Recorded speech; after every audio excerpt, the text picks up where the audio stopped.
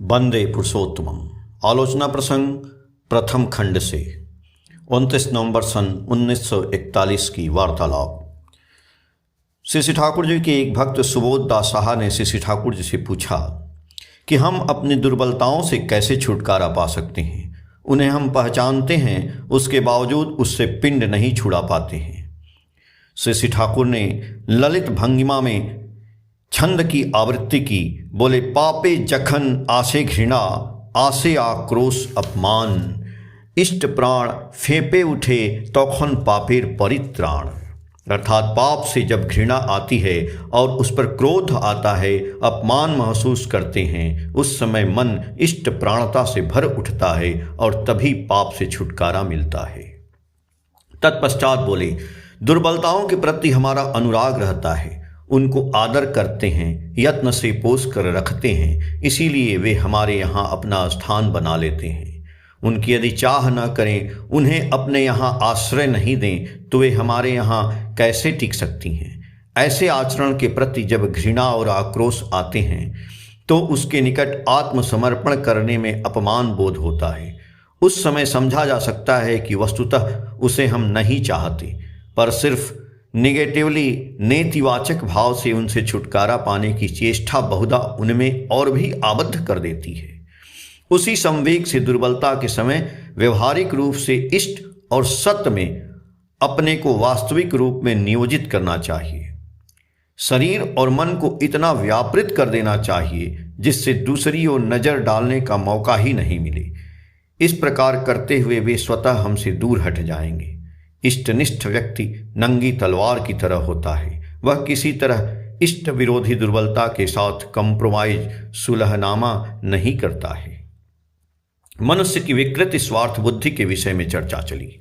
श्री ठाकुर जी ने कहा, एक दूसरे को धोखा देने की बुद्धि का अर्थ ही है अपने सेल कोषों को टुकड़े टुकड़े कर देना, निजत्व का हनन करना। शरीर के अन्य सभी सेल्स कोषें यदि स्वस्थ और जीवंत नहीं रहें, तो जिस प्रकार एक सेल कोष अकेला स्वस्थ और जीवित नहीं रह सकता है, उसी प्रकार सामाजिक परिवेश में हमारा व्यक्तिगत जीवन भी अन्य सभी को छोड़कर अकेला टिक नहीं रह सकता है।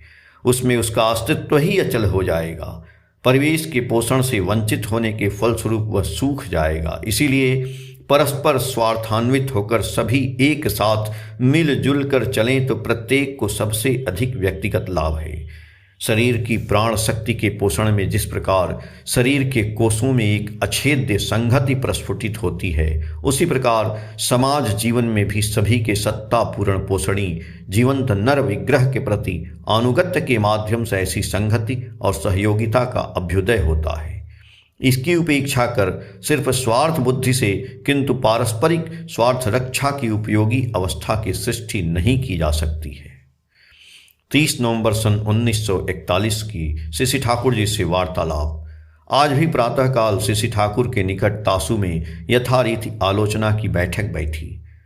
श्री ठाकुर ने स्वयं चर्चा चलाई। मनुष्य को केवल देने से ही काम नहीं होता है, उससे लेकर उसे दिलाने का अभ्यास करना चाहिए। स्वयं मनुष्य को देकर वह जिससे खुश हो, उसी प्रकार उसे प्रबुद्ध करना चाहिए। केवल देना क्या है, उसे पंगु बनाना है। जो व्यक्ति केवल दूसरों से लेता ही है, किसी को कुछ देता नहीं है, वह किसी काम का नहीं होता है। उसे दरिद्रता धर दबाती है। कभी उसे प्रश्रय नहीं देना चाहिए। इसीलिए मैं बहुधा किसी व्यक्ति से खामखा कुछ न कुछ मांग बैठता हूँ, किंतु बिना मांगे यदि देता है तो बहुत अच्छा है। किंतु सबसे अच्छा तो वही है जो बिना मांगे ही देता है। मुझे तभी अच्छा लगता है जब देखता हूँ कि किसी की आपत्ति विपत्ति दुख कष्ट में बिना बुलाए कोई तहे दिल से स्वतः प्रवृत्त हो उसकी सहायता करता है, उसे आशा भरोसा देकर उद्दीप्त करता है। आपस में यह जितना बढ़ता है, संगति भी उतनी ही दृढ़ होती है। बहुधा यह देखा जाता है कि मनुष्य दूसरे को देता है, किंतु जिससे पाता है उसे और देता नहीं है। वह इतना ही जानता है कि उससे लेना है, उसे देना भी होगा, इस ओर उसे ख्याल ही नहीं रहता है। उसे देकर तृप्ति लाभ के प्रलोभन भी उसे अस्त व्यस्त नहीं करता।